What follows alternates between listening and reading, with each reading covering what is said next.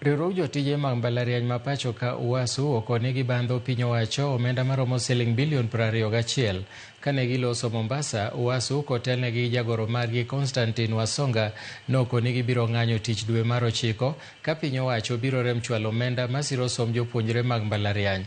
Komachielo giseyo jatend migawo mar omenda John Badi kuom buono mar riembo moko kuom jotije mag mbalariany ewi gino mokoni nok mar omenda ka giramo ni piny owacho onego rangi kaka ginyalo ndiko jopuonj kata jotije mamoko kar riembogi. Universities. We are calling for the government to employ more lecturers in the universities. Therefore, the dream of retrenching any member of academic staff from universities, we will resist in the strongest terms possible. The government owes university community close to 21 billion.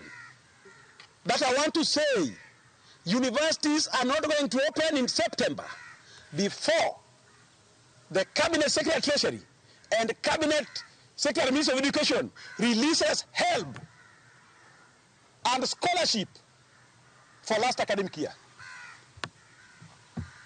If you don't release the help and scholarship for last academic year, get it for me, there will be no learning in public universities in Kenya. I've said. Migawo mar pur opuodho nengo manyien mar niang' masani koro jopur